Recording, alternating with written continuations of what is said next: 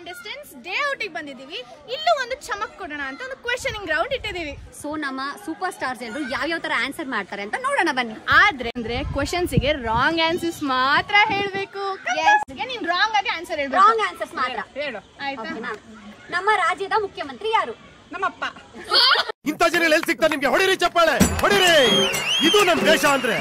ಉತ್ತರ ಕನ್ನಡದ ಬೆಡಗಿ ಈ ಹುಡುಗಿ. ನಿಮಗೆ ಈ ಕ್ವೆಶ್ಚನ್.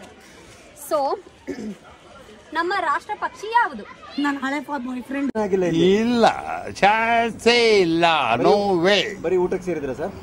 ಶ್ರೀಲಂಕಾ ಕ್ರಿಕೆಟ್ ಟೀಮ್ ಅಲ್ಲಿ ಎಷ್ಟು ಜನ ಇರ್ತಾರೆ? ಒಂದು 20 ಜನ ಇರ್ಬೋದೇನೋ. ಏಟಾದ್ರೆ ಆಡಕ್ಕೆ 20 ಜನ ಇರ್ತಾರೇನೋ.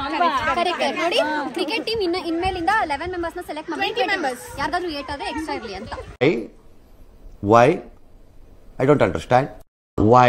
ಸೊ ನಮ್ಮ ಅಪೂರ್ವ ಅವರು IT ಎಂಪ್ಲಾಯಿ ಆಗಿರೋದ್ರಿಂದ HR ಅಂದ್ರೆ ಏನು ಮೇಡಮ್? HR ಅಂದ್ರೆ ಹುಟ್ಟಾಗಿಂದ ರಾಣಿ ಅಂತ, ಅದು ನಾನೇ. ಈ ಕಿವಿಲಿ ಗುಗ್ಗೆ ಪಗ್ಗೆ ಇದ್ರೆ ನೀಟಾಗಿ ಕೇಳೋದೇ ಇಲ್ಲ. ಏನಂದೆ ಇನ್ನೊಂದ್ಸಲ? HR ಅಂದ್ರೆ ಹುಟ್ಟಾಗಿಂದ ರಾಣಿ ಅಂತ, ಅದು ನಾನೇ. ಅಲ್ಲ ಅಲ್ಲ, ಅದು ಹುಚ್ಚರ ರಾಣಿ. ಇದು ಆಕ್ಚುಲಿ ಚೆನ್ನಾಗಿದೆ. ನಮ್ಮ ಮೈಸೂರು ಮಹಾರಾಜರ ಹೆಸರೇನು? ನಂಗೆ ರಾಜನ್ ಬಗ್ಗೆ ಕೇಳಬೇಡಿ, ರಾಣಿ ಬಗ್ಗೆ ಕೇಳಿ, ಅದ್ ನಾನೇ. ಭ್ರಮೆ ಭ್ರಮೆ. ಉಷಾ ಮೇಡಮ್, ನಮ್ಮ ಸೀಸನ್ 10 ಅಂದ್ರೆ ಬಿಗ್ ಬಾಸ್ ಸೀಸನ್ 10 ಪ್ರತಾಪ್ ಅವ್ರು ಗೊತ್ತಲ್ಲ? ಗೊತ್ತಿಲ್ಲ. ಅವರು ಇನ್ವೆಂಟ್ ಮಾಡಿರೋದೇನು?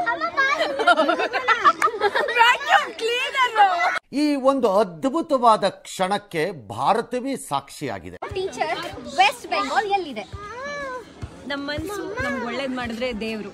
ವೆಸ್ಟ್ ಬೆಂಗಾಲ್ ಎಲ್ಲ ಯಾಕೆ ಬೇಕು ಅಲ್ವಾ? ಏನಂತೀರಾ? ಮನ್ಸು ನಮ್ಗೆ ಒಳ್ಳೇದ್ ಮಾಡಿದ್ರೆ ದೇವ್ರು ಅಷ್ಟೇ. ರೀಲ್ಸ್ ಅಲ್ಲಿ ಎಷ್ಟು ದುಡ್ಡು ಮಾಡ್ತೀರಾ? 1 ಕೋಟಿ.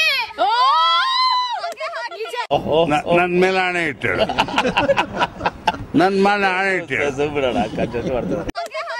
ನಿಜಾನೇ ಹೇಳ್ತಾ ಇದಾರೆ. ಇಷ್ಟ ಹೇಳಕ್ ಇಷ್ಟಪಡ್ತೀನಿ. ಓಕೆ ಫ್ರೆಂಡ್, ಬಾಯ್.